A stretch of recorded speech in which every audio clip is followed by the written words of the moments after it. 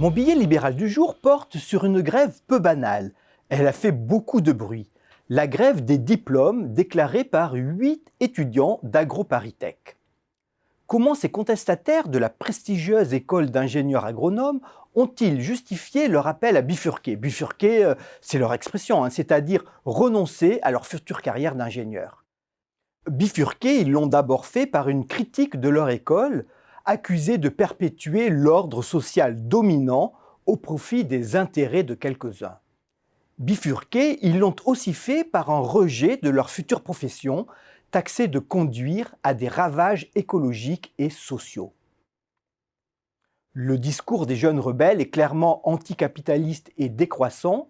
Il est plus que critique à l'égard du progrès, de la recherche et de l'innovation. Proche de l'association Soulèvement de la Terre, un des membres l'affirme d'ailleurs, nous ne croyons ni au développement durable, ni à la croissance verte, ni à la transition écologique.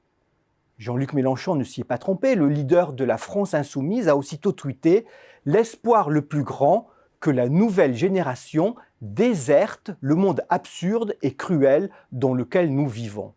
Et la vidéo de la cérémonie a été vue plus de 900 000 fois.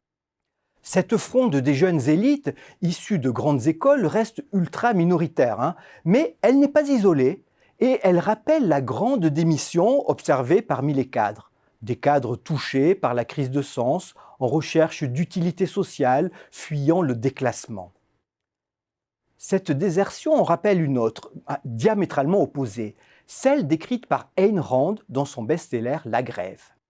Philosophe américaine d'origine russe, Ayn Rand était une théoricienne du capitalisme individualiste et de l'égoïsme rationnel.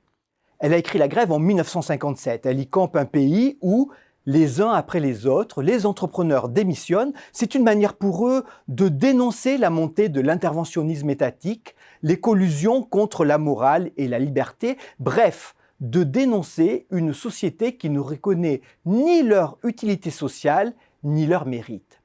Vous l'avez compris, la grève est une ode à l'entrepreneuriat, car, bien sûr, sans entreprise, sans entrepreneur, la société se disloque. Chez Ayn Rand, l'entrepreneur se dresse seul contre tous, dans le but de se réaliser et d'en faire profiter toute la société.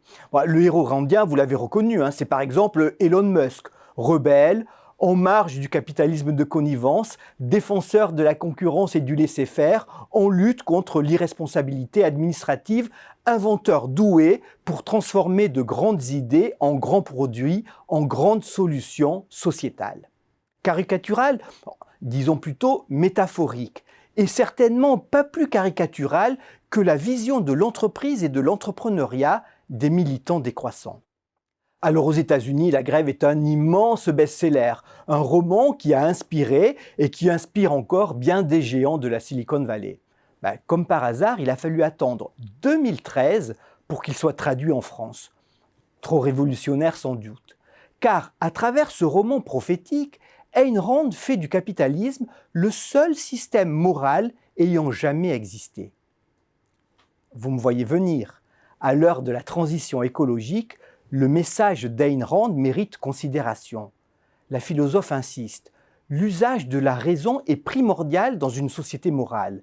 C'est pour cela que la raison doit être libre de s'exercer et que celui qui s'en sert doit aussi pouvoir bénéficier du fruit de ses efforts. Révolutionnaire, vous dis-je, alors lisez La Grève.